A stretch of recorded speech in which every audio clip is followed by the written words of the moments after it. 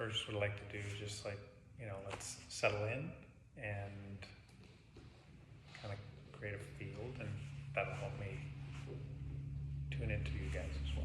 Cool.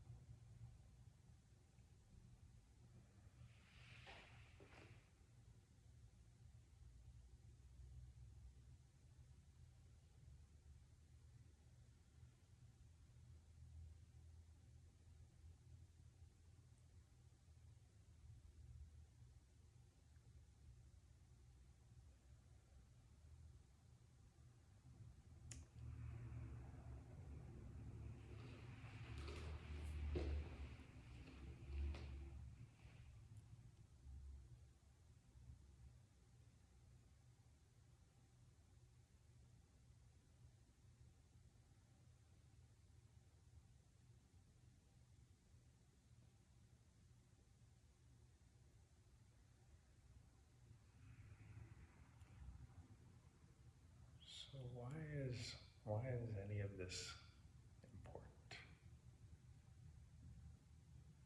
That's what occurred to me to start talking about.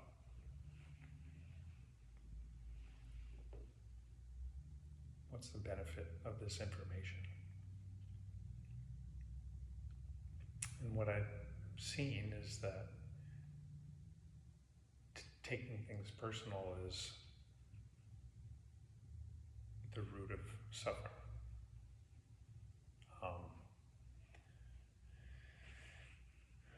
I think the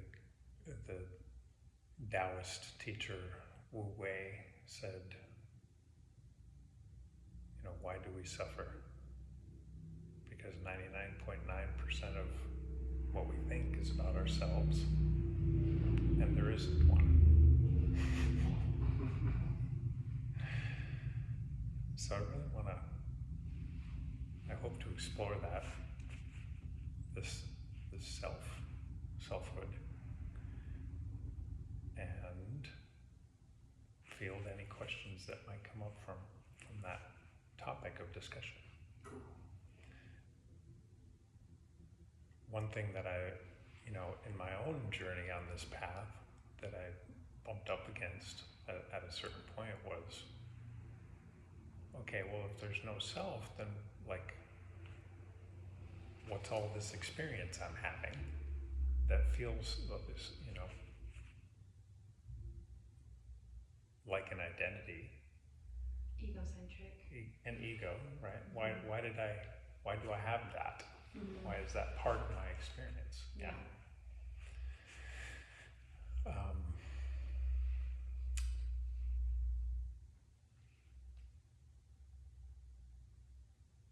I guess the explanation that I have is looking at my own self as a person, wanting to understand myself. It's only when I'm able to step outside myself in some way, by talking to another person, but it's really when I can or journaling is another way that I can get outside myself and really kind of look back at myself. Mm-hmm. But it's that ability to kind of step outside myself and look back at myself that really allows me to know myself more accurately. And interestingly enough, this is also the Hindu understanding of what all of this is. That we are the absolute that stepped out of itself. We are the unlimited that created an experience of being limited so that it could look back at itself. So you're saying that we are like an unlimited exponential energy that's just flowing, that has funneled itself into something very finite and limited so that it could perceive itself. Yes. Okay. Does that make sense to you? Mm-hmm. Like as a human? Yeah. Okay. And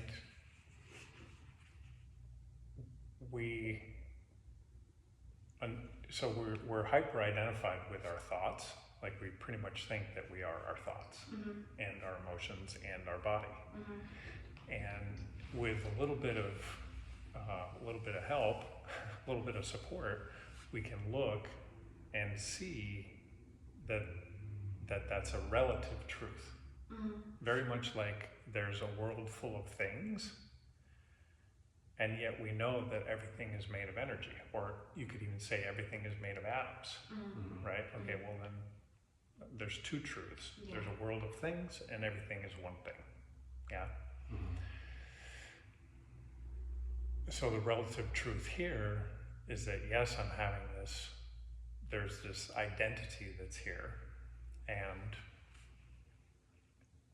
if we just close our eyes for a minute and we go to this internal space, the space itself doesn't,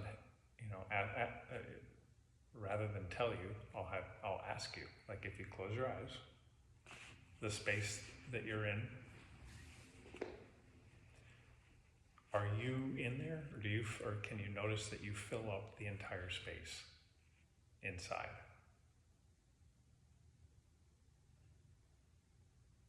Are you in there?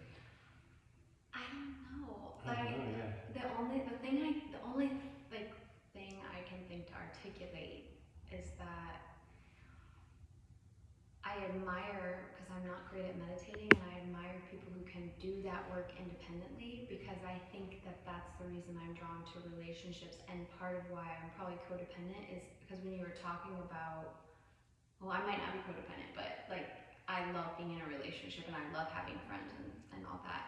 And you were talking about looking at yourself from an outside perspective, and I don't journal, and I have a hard time meditating, but what I do is I ask my friends, like, do you think that I was harsh? Or like, I will ask them to reflect back to me. And I also have partners that reflect back to me, and that's like one way of seeing myself from an outside perspective. And also looking at pictures and videos of myself in the past, and I'm like, oh, I sound like that, or I look like that, or I was, you know what I mean? So like, those are the ways I do it, and I would love to be able to do that independently without the help of anything except for myself. But that's kind of like all I really think of, because I can't tell if I don't know what I feel when I close my eyes. Okay. A lot of stuff will come out journaling that when you can write it out and put it on paper, it's almost like you're accessing thoughts that you can't ask yourself. Just like I don't know, I've journaled before, and when I find myself journaling, a lot more pours out on that head or on that piece of paper than if I were to just sit and ask myself these questions or analyze what I was going through. It's almost like once you wrote down the one thought, all of a sudden you've made room for more, and you're accessing like this whole bank of thoughts that you've had, and since it's left your body on this piece of paper, it's like you can tap into other areas that you weren't able to originally.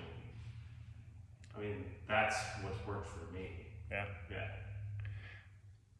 When I close my eyes, I am no longer here. Oh. I'm in a galaxy. Ooh. I'm in stardust, and I'm home. And I'm now one with Source. And it's a drop-in for me where, over the years, it's become a space. This is heaven on earth. This is love. The kingdom within. Pardon? The kingdom within. Yes, but there's no more within. It's within becomes infinite expansion of space. So all of a sudden, and I've done, through the years, the journaling, painting. For me, it's like one of those things that I can get everything out. Yeah. And I mean, you can even go into walking meditation, if sitting meditation is Went to difficult. ceramics. That's what when I was Beautiful. thinking, I zone out.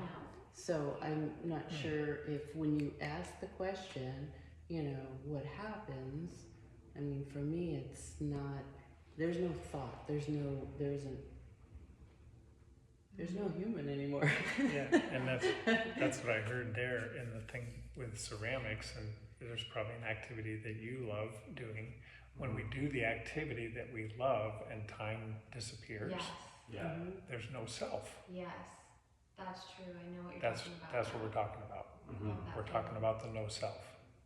So we have this identity that we think we are, and then we have this other part that is still fully aware, but the self isn't there. Mhm. And the exploration of this topic of the nature of self, our true nature, it's more that than the identity that we're wrapped up in, Right. that actually has problems and hang-ups and Yeah. trauma. Sensitive and things like Yeah, that. it takes things personal, Mm-hmm. right? That's the ego, Yeah. as you said. So the thing about closing the eyes, can I guide you? Yeah. Mm-hmm. So with your eyes closed, the experience is like it's dark because my eyes are closed, but there's aliveness in there. Yes? Mm-hmm. And can you notice that the sense of being, let's say, fills that entire space that you're in? Is that true for you? Mm-hmm. Mm-hmm. And now notice that you could explore in any direction at the speed of thought. You could just go off and explore, and you wouldn't find an edge to this internal space. Go ahead and explore. Do you find any limit to this space? No. No. And so orienting again to just the space itself, do you notice, is there an age? Does the space itself have an age? No. Mm-mm. Does the space have a gender? Mm-mm. Mm-mm. Isn't that interesting? So what we just touched on there is a couple descriptors of our true nature. Limitless, genderless, ageless, awareness. Because you are there and you're aware.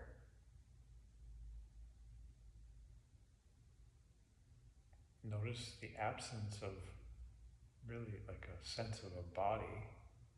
You can move your attention back to the body, but just notice that when you're in that space, in that limitlessness, there's less attention on bodily identification. Is that true for you? Mm-hmm. To me, this is the truth of meditation, or the power of meditation.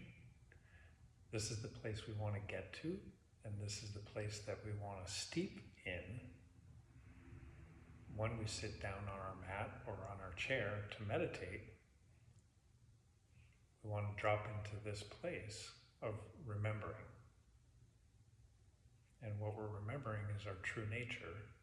And the analogy that was given to me that I love is we're a white cloth becoming a red cloth. And every time we sit down and we meditate and we soak in this dye, let's call it, it stains the cloth a little bit. But then we go out into the world and we do our duties and we carry on and live our lives, and the sun beats down on that cloth. And it does two things. It's both setting the dye, but it's also fading the dye, which is the reason to come and sit again, to dip it in the dye and enrich the color, yeah, to set the color even deeper. And over time, again, go out into the world, it sets the dye and it fades the dye, but eventually the white cloth becomes a red cloth. And we actually are able to operate and walk through the world, in the world, not of the world, right? In touch with our true identity. And one of the things that comes of that is not taking things personal. You become Teflon. And in the tradition that meditation and yoga come from, and is just drew a blank there. Wow, brain fart.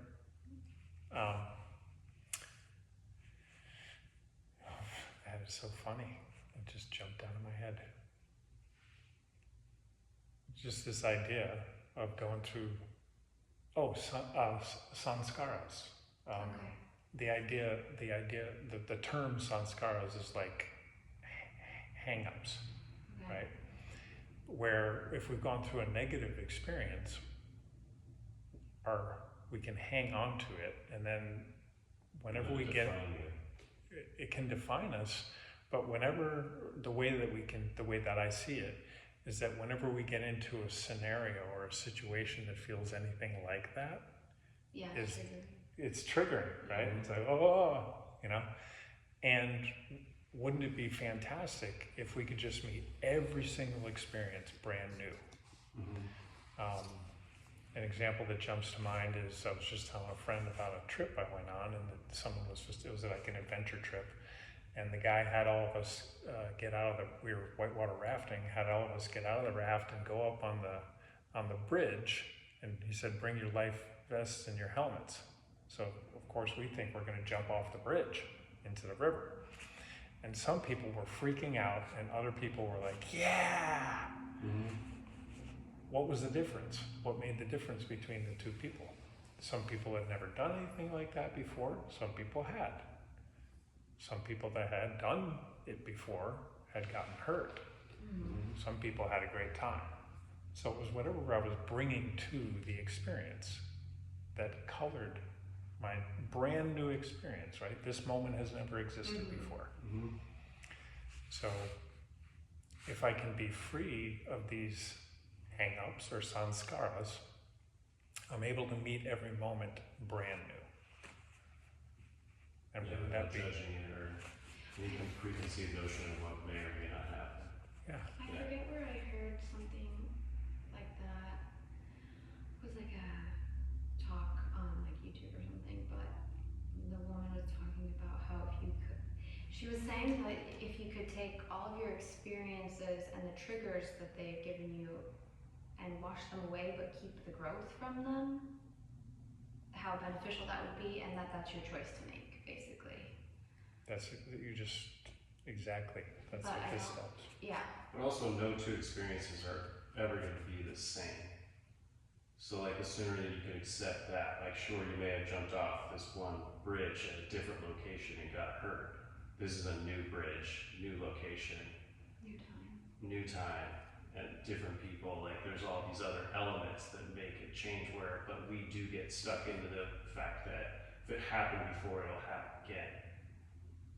But yeah, And we can't know that. And we can't, yeah. And we were listening to another podcast about how that's a survival mechanism that our human body implies. Pattern recognition. Yes, exactly. Yeah.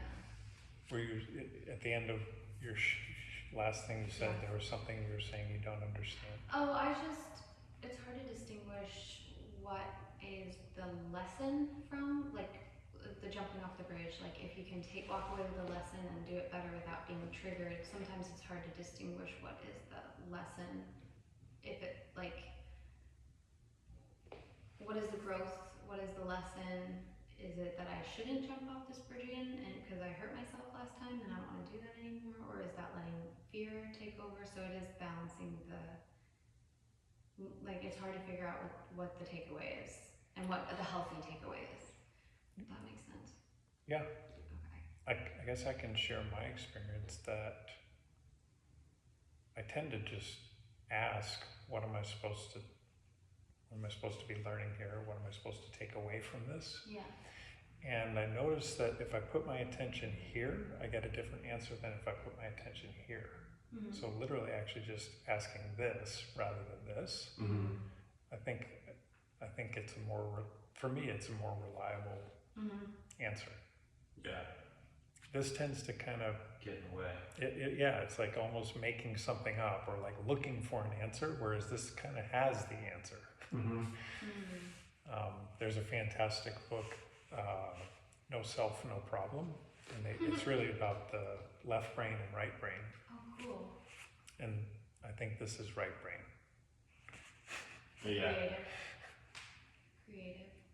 Right? Holistic. Creative? Okay. Yeah. No self, no problem. That's funny. I like that. Yeah. Yeah, it's like, I don't know why it came to me, but when you want to jump into like cold water or do like a cold plunge or something like that, your head tells you, no way, I don't want to do this. But with your heart and your body, you're like, I need to do this. I've been talking about doing this, like, and I want to do this like wholeheartedly, but I know it's gonna suck. And you're gonna do everything in your head to talk yourself out of getting into that water. But wholeheartedly, you know it's good for you, and you know it's gonna bring benefits, and it's only gonna be 30 seconds, maybe a minute, but your head can definitely get in the way of that. Yeah. Definitely. And it extends out to more than just that, like going snowboarding for the first time when Oh, yeah. like I lost my eye and I was like worried about going snowboarding, depth perception and things like that, and I was letting my head get in the way and just being like, you know what, this is a new experience. I can't expect it to be like it once was, but I just need to lean into it and realize that like I'm still lucky to be able to do this and just go out and have fun. But yeah, I encounter that quite a bit, and it's like you said, it's almost like good guy versus bad guy in some instances. But yeah, I don't know, like I end up finding myself listening to my heart, and it takes me in a direction that usually leads to a better experience. But there are things that like, yeah, of course, like they do tap into like a survival technique. Of course, it's like, I don't know, like you approach a snake or something like that, and you're like, I don't know, this is a bad example, but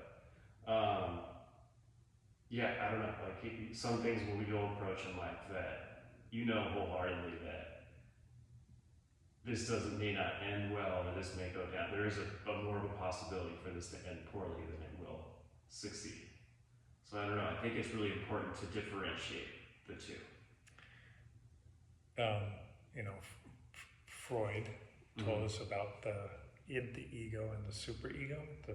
There's these parts that are making up our identity or our experience of the brain, or mind is a better way to say that. And if I have it right, the id is the one that's like solely concerned with keeping the body alive. So that's the one that's like, yeah, cold water, I might get hurt or something. Yeah, it's like, yeah. I could freeze to death or whatever, Yeah. or a rattlesnake. It's like, yeah, no. But then your body's more like, live a little, go have fun.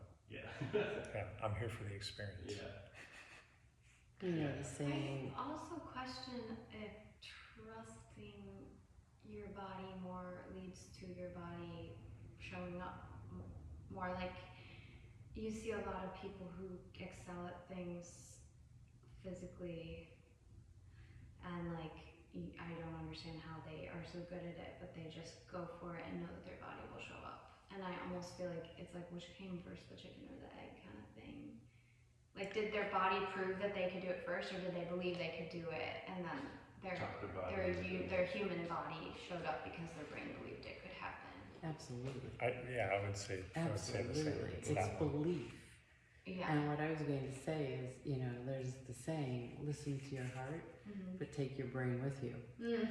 So, you know, it's, yeah, I think that even when you get to a place where your doshas are working in a balanced state, it's the same kind of thing. It's like always come from here, but then also take a look, and we're still human as much as we can drift and be out there. It's still a place of looking at a situation and going, okay, I love personally feeling into things, and yet with what I do here, there's sometimes where my brain says, okay, chop, chop, chop, you know, I've got to be direct. And I feel like it's finding balance. Everything, balance and moderation in all things, in all life. But the idea of if you believe it to be true, it is. If you believe it's not, it's not. You know, I can do something, and I can do it. I can't do something, then I believe I can't. Yeah. And it takes courage and bravery to step back in. Yeah, absolutely. Big heart to I you. know. I thank like you. that you said that you accepted it could be a whole new experience. Yeah, That's beautiful. just like take it for what it is and don't have these expectations. Yeah. Totally. Because it's like that is the literal definition of being a kid again. And most people don't get to do that. Like, you're returning to a childlike state, which is really cool. For the most part, yeah. What And were you that, gonna like, say? well, I just want to piggyback on what you just said, and then I'll come back to that. But like, how great, you know, so far as like we're in a Judeo-Christian society, so we've all heard, you know, must be like a child to enter the kingdom, right? And like, what is the thing that children have that adults lose? It's that sense of wonder. It's the sense of everything being new. It's that sense of, hell yeah, I'm going to throw myself into the adventure. Let's see what happens. Yeah, and you get hurt so much when you're a kid too, but you don't care. Yeah. There's a sense of trust. Yeah. You're trusting the universe. You're trusting, you know, Yeah. that leap. The body will fix itself. It's okay to get hurt. Yeah, I know that. I know that. So many injuries as a kid. What were you gonna And then you were asking about like which comes first, the chicken or the egg? Yeah. And I think the second one was like what resonated with me when you said it, which is I go into it, I trust, and I learn. My body learns, and then I trust my body a little more. Yeah. Yeah. You kind of like find your limit, and then it's like a little snowball effect or something. I also heard someone make the comparison that when you can't figure out if you should do something or you shouldn't do something, to try to figure out if the sensation is a push towards that thing or a pull towards that thing. And I thought that was interesting, and I always use that when I'm like, should I do this thing? And then I think, do I feel like I'm being pushed into it, and it's like not feeling right, or am I like being pulled from my heart towards it? I don't know, but I kind of try to use that feeling. You think being pushed is because you're fearful of the situation, or you're being pulled because of your curiosity and love for the situation? Yeah, like, yeah, I think the pulling is more of a curiosity and a love for something, and the pushing is like you telling yourself you should do this, or you need to do this for some other logical reason that isn't purely because it's coming from your heart. Yeah. If that Overcoming makes your sense. fearful of the situation. Yeah. I don't know. So how do we like? We were talking about the middle path, right? Which is a kind of Buddhist axiom, and like we created these bodies, we may as well enjoy having them, right? And what if I can like what would it look like to hold the polarities, to essentially walk the middle path? Well, I'm not going to over-identify with my thoughts, emotions, and body, but I want to pick them up and use them when it's time to, you know, be in partnership or go out in the world and exact something, you know, Mhm. create a vision, carry out a vision, Mm-hmm. or something like that. And yet, I feel like this part, like not be able to let go, right? It's like, why are people not okay Mm-hmm. in the world or in their life? Why is Gaza happening? Because people won't let go. Yeah. People are hanging on, right? So the more we can let go, not be identified with the story, the freer I am. And just like you said, you said trust, right? It's like that. That's really where I've found the ability to develop trust is in the repeated letting go, which I wouldn't have been able to do if I was still doing this one. Mm-hmm. I did this one for a fairly long time, so I know it doesn't work. In order to, you know, so far as feeling free and feeling like I can trust, Yeah. it's like when I was carrying around all these hang-ups, the sanskaras, I just thought, it colored my next experience, right? Mm-hmm. I thought it was going to be a certain way based on these. Yeah. So the more I identify with the non-physical self, the more free I feel. There's no targets here, and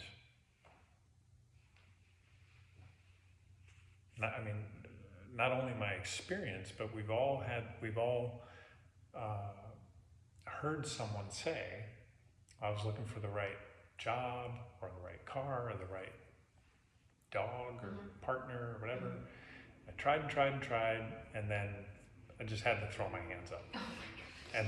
And then the most wonderful thing happened. I know, we were laughing about that because I just went on a bachelorette trip, and we were looking for a campsite, and we showed up and there was just one campsite by a bathroom, and the girls were laughing, and a group went to go look for a new campsite, and we stayed, and we were sitting in the car, and we were starting to come around to it. We were like, well, we're close to the bathroom, and we started justifying why we were good, and the girls came back and we were like, we found a new one. And one of the girls said, she's like, see, you just had to embrace the bathroom one, and then the other one came. Like, as soon as you embrace the shitty situation you have, it seems to dissipate.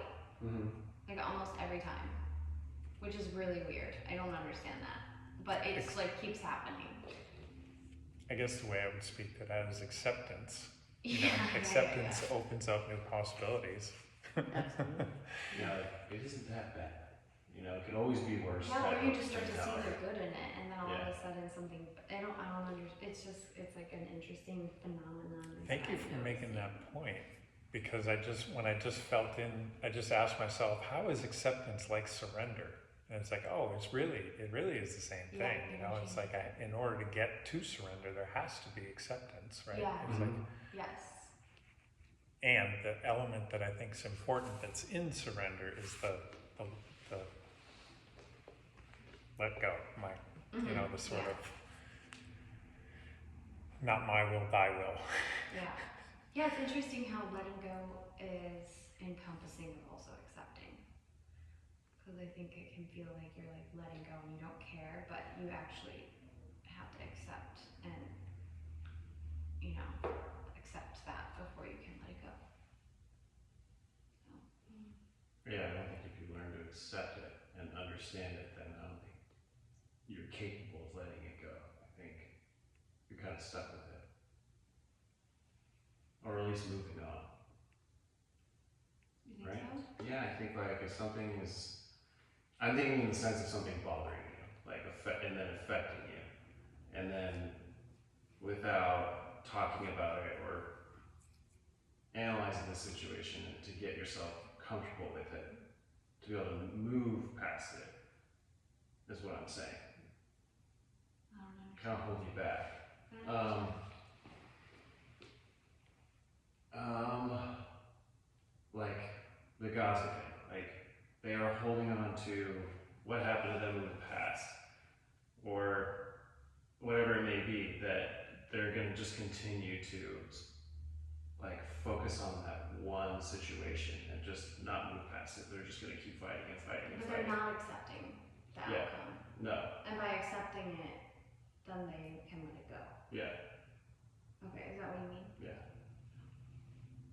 Or is there another alternative to that saying, is there a situation in which you think accepting it means you can't let it go? No, I guess so, yeah. What do you think? Well, I mean, if we're going to use that scenario, let's see if we can use that to paint a beautiful picture, Yeah, absolutely. right? Yeah. So, if we were to, okay, we'll start at the human level, right? So, what would acceptance look like for both sides, right? We could say awful things were done in the past by our ancestors. Let's let them go. Let's accept that happened. It didn't happen to me, it happened to my ancestors, and my ancestors told me that's your enemy. So since it didn't happen to me, maybe I can let it go. I don't like that it happened. It, it creates anger, rage, hurt because of the injustice and the inhumane, nature of things. But the moment there's acceptance, there's the possibility, let's say, of letting it go.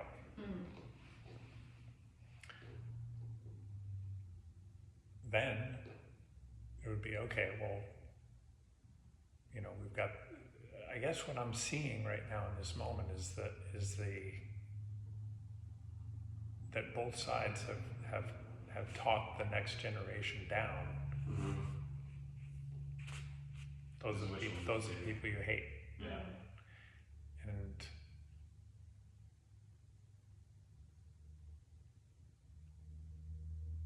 if we could, if consciousness was a little bit higher, I believe we could see past the human level and say, wait a second. We're humans. There's gotta be a way that we can figure this out. If we just drop the anger, if we let go of all the anger and we let go of all the story, granted, I'm not there. Yeah. I don't know all of the ramifications, but totally simplifying the situation.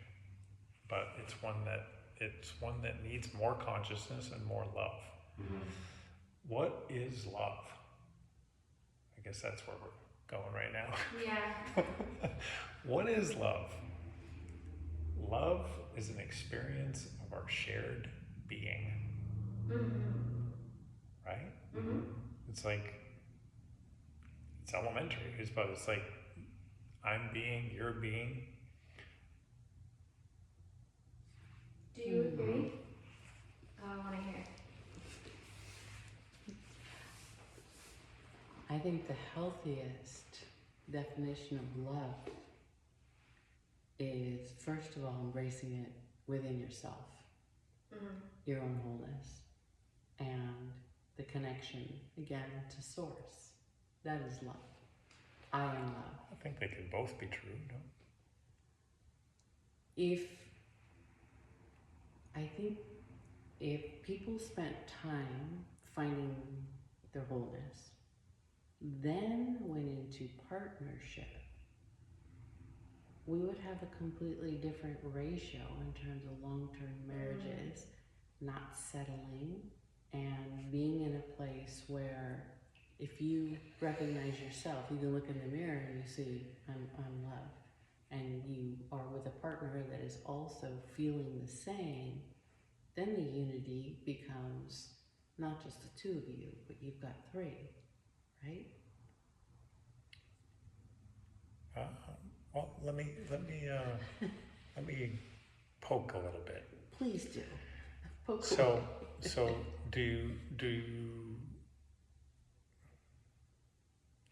what is it that is seeing out from behind your eyes? What is that that's seeing out right now? I guess your brain is technically what's seeing out, right? I'm talking about okay, thank you. Your brain, watch this. Your brain is registering sight. Right. Sight is happening. Right. Something is aware of sight. Right. What is that is aware of sight? If your eyes are the window to the soul, I feel like my brain is a information collector of things that don't matter. Like, it doesn't really matter what I'm seeing right now. What matters is, like, I don't know, it's like I feel like what matters is what I feel. And because there are people who are blind fully and people who can't hear, and so those sensory perceptions don't really matter to the self at the end of the day. They're just information receptors. I was thinking, I know I'm not answering your question and I'm diverging, but I was thinking that a good bridge between what you guys both said that love is that it's acceptance. When you accept yourself fully, you're loving yourself, and when you accept someone else fully, you're loving them. And I feel like love is acceptance, because when you can accept something for what it is without trying to change it, you are truly loving it. isn't that an element of love? Hang a second. I want to support this idea of love being an experience of our shared being. Okay. So I want to go back to, there is something that is seeing out. Yeah. Whatever this is that's seeing out. Mm-hmm. When I stand in front of someone and I say, I love you, right? If it's my significant other, my romantic partner, there can even be a desire to lose these bodies, right? And just merge. When we make love, there's a sense of merging, right? Union. What are we talking about there? What is it that's unifying? If I want to drop off these bodies so I could have even more of that union, then maybe love is an experience of our shared being. And if I'm a human being and you're a human being, and there is a light in our eyes that we call the soul, but it's really just one, and the thing that keeps us separate is identification with the body. Can you see the point? Yes. But I also feel it limits what love truly is. If Everybody had to have a partner to experience love. Or a pet. Because I do have a dog that I love. It certainly works. On a different platform, you know. But I do agree that you can be a monk without anyone around you meditating for years and years and years, and you don't necessarily need to share an experience with another being to feel love. Yes. Yes. And when they study the monks that are doing oneness meditation, it's the same. They're connecting through their meditation. Okay. Yeah, like I think Tapping into source, you mean? Like, kind of like what? Okay. Full circle. We're circling around. We're circling around. Okay. Yeah, it's source. okay, so yeah, it's another way to say the same thing. It's limitless and infinite. If I mean, let me put it like this: the love that I give here, okay, as I have a class with my students, and most of them have been here almost 12 out of the 16 years. There is I told Saturday class, Live Divine, I love you. They are my soul tribe, okay? They're not a partner. Yes, I look them in the eyes. Yes, there's energy connection. There's also giving. They can feel the love, but I don't go past that. because it's sacred space. So I think love, I mean, the word love is used in so many ways. Like, I love ice cream, Yeah, it's different. right? It's different. It doesn't have to come from your soul. So It comes from the So is top. that a hyperbole thing? it's a dare I say, it's a misuse of the word love, Yeah, I agree with that. You enjoy ice cream. right? Yeah. Yeah. I enjoy ice cream. I like ice cream. Yeah. Ice cream is my favorite. Something, one of But those. that's different. Mm-hmm. That is different. That's that's like you take a huge map and you take a little pin and you go, that's the ice cream. You accept ice cream. I mean, I feel like it can be all those things. Yes, and that's why I'm saying, Yeah. because love is the expansion. Yeah. It is our purpose here is What? to discover. Carry on. Well- And we are love. All of this is love.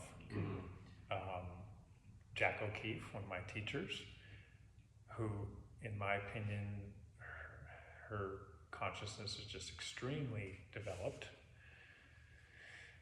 said that all of this, so watch this, see if I can do justice.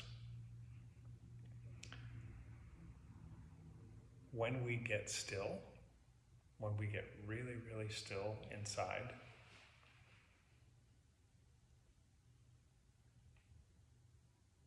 that's the loss, that's where, the loss of self happens, or that's, it's like in order to get there, there's got to be, this thing has to get still.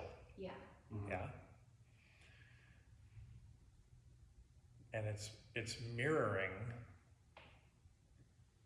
what happened in if I can do justice to what she's saying. She said that the moment consciousness moved, because it was, it's like again, I'm quoting the Bible for whatever reason a lot, but there's like the essence is in there. They captured the essence, right?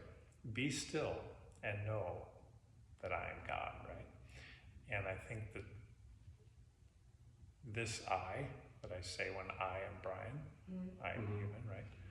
That's the I that's being referred to.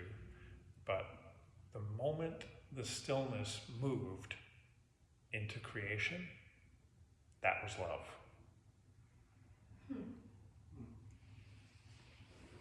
And that makes all of this love. That the essence of all of this is love. I think it was in context because I'm feeling like there's got to be more than that. But that piece That about, makes sense. yeah, cool. Yeah.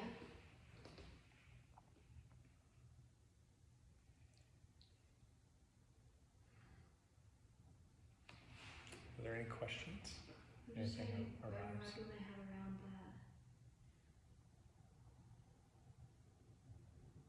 It's like we almost return to love when we slow down and get still. There's a fullness in the stillness of the moment. Yeah. The only thing that takes me out of that fullness is thought. Thought belongs to the false identity.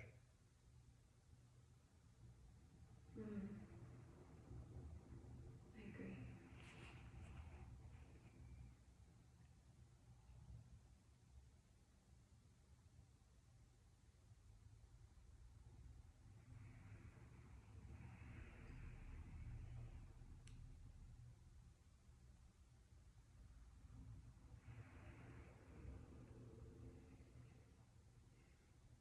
Do you feel like when you're talking about the stillness that existed and then it got shifted and moved,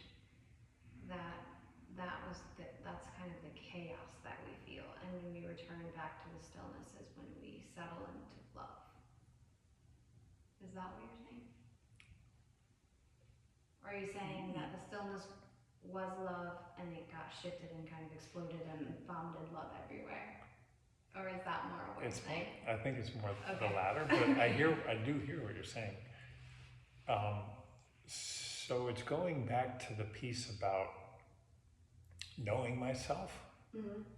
The all that is was all that is. Mm-hmm. So imagine the all that is was the color white, Mm-hmm. and it wanted to know itself. If all there is white, How can it know it itself? can't know itself. Yeah, There that's- must be a differentiation, there must be a That's contrast. helpful. That's helpful to understanding that concept. So the word Relational. exist, exist, means to stand apart. Okay. All of this is, we call it existence, and it's the all standing apart from itself so it can know itself. Mm-hmm. So let's say in the beginning, there was stillness. Mm-hmm. There was no definition of self. There was no definition of self. It needed to move Yeah. to stand apart from itself so it could know itself. And that movement created two-ness, which now we can have that love experience.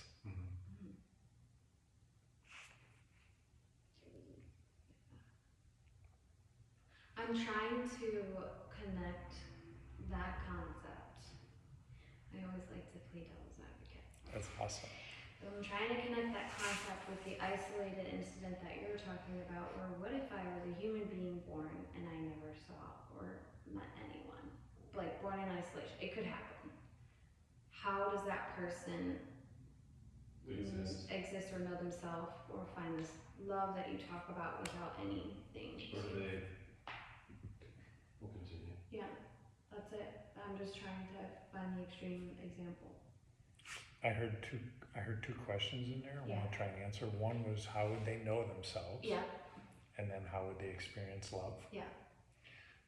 How interesting fact I just heard was that Helen Keller, who was Yeah. I definitely love blind, right? I threw it right. She reported that she had no sense of self until she learned To language. communicate. Yeah. Okay.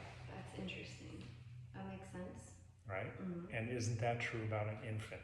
Mm-hmm. That it's only at 2 when they say no. Okay. That's when they have a self. Prior to that, they don't. Mm-hmm. Yeah. That makes sense. Okay, the second part. The second part How do they know was, love? how would they know love? I guess they'd have to know themselves to know love then. Okay, so if they grew up in isolation, Yeah. all they would know was themselves. Right, exactly. Right? Exactly, but they wouldn't have a sense of self, so they couldn't have a sense of love either. Depends on what you're loving. If you're loving the food or the weather or the Yeah, that's what I'm view. saying. I feel like if I was born out in nature and I never communicated with anyone, You would be one with everything but around you. I would be super happy and in love with nature. Did you see the movie Tarzan? No. Oh, but I know. I mean, I know the Tarzan story, just not the new. If there's a new one. It's amazing. Okay. It's a tearjerker because Okay. The newest one. so beautiful, Yeah. and the cinematography is outrageous. Okay. The idea with this individual, the love came from gorillas, Mm-hmm. came from the other animals. They were all there as one love. Mm-hmm. And I guess that's again how I come back to.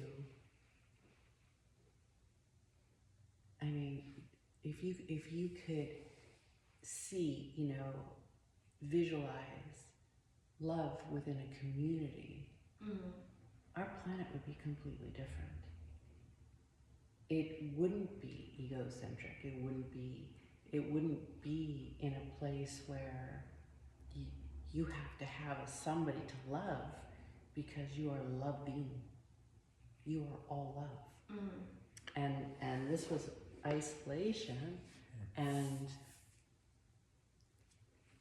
I don't want to go too So- much, but there's a partner that comes in. So And then there's the one that you're talking about. think about, I want to give you a scene, right? So you grew up, like you said, what if I grew up in nature, totally No communication. no communication? Mm-hmm. But I still had sense. Unlike Helen Keller, I had a lot of sense of where I was in relation to nature. I understood, I had understanding, I guess. But it's like, yeah, I'm like trying to understand what Helen Keller is. Hang on. Yeah. So imagine, close your eyes. Imagine you're walking through the forest. It's comfortable. You feel safe. You feel connected to nature. And you come into a scene where there's a beautiful waterfall and wildflowers growing everywhere. And a beautiful buck comes out of the forest, drinks from the little lake, and then looks up and makes eye contact with you. And holds eye contact with you.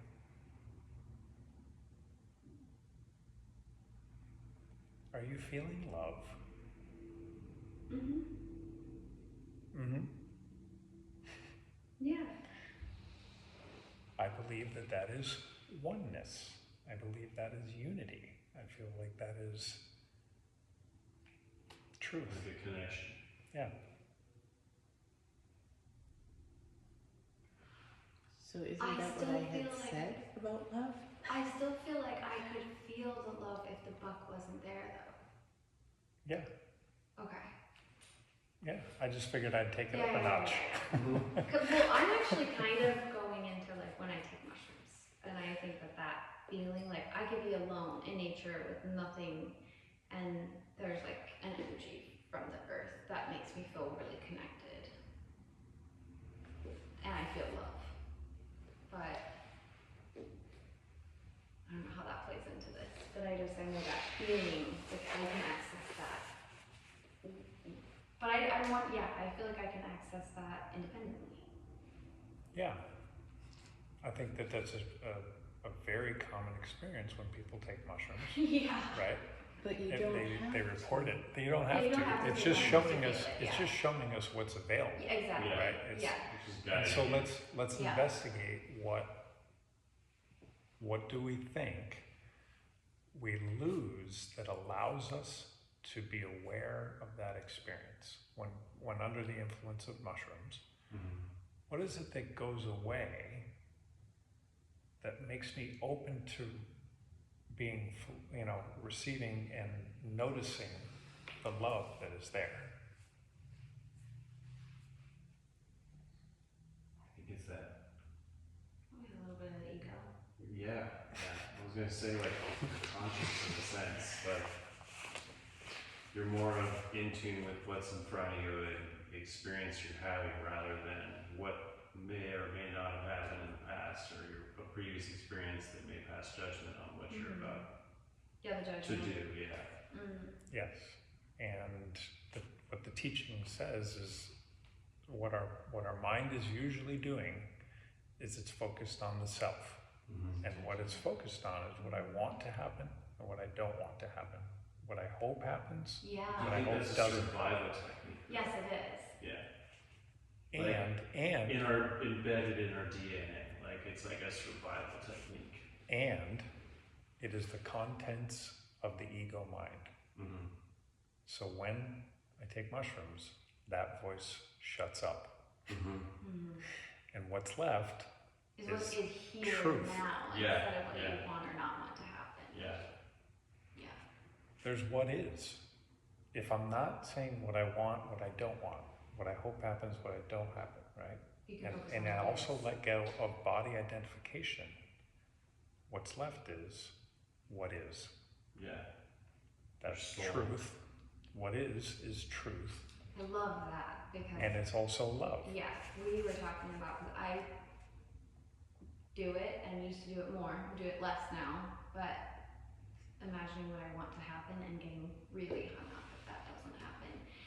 And what I started to notice is when I let go of that, I can usually find a better outcome in what is. Or like just what is fine. It's Yeah. just different. Yeah. Let's go there right now. Mm-hmm. Oh, and actually I wanted to say wholeness. Like I was like, oh, that's what love is. Love is wholeness. Yeah. Mm-hmm. Yeah. Yeah. That's what I said. Fulfillment. Yeah. Hello. we It's a need lot of to stuff. wrap it up. So Mm-hmm. what was the You were talking. I was talking about expectations of what is to happen, what I want to happen or what I don't want to happen, and how when that melts away, what is in front of me, and I can accept and appreciate that instead of being in my mind elsewhere about other outcomes that don't exist, that don't matter.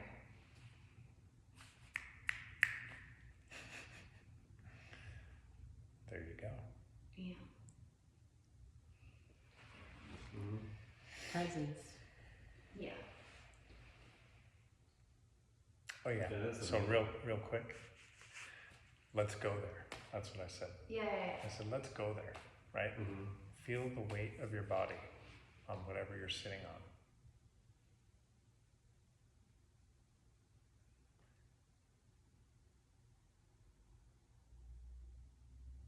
Notice the temperature of the air in the room. Become aware of your breath. These are present moment awarenesses. You can only be present to them, or you can only be aware of them rather if you're here, if you're present.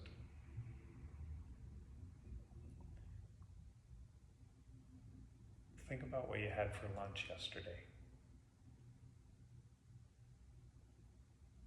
Notice how you left here. You had to leave here to go to memory, and you lost awareness of the temperature and where you were contacting the earth. So now come back, come fully back here. Hear the sounds around you. Notice the light in the room. And don't let your mind move as it did just a moment ago. Just stay right here when I ask these next two questions.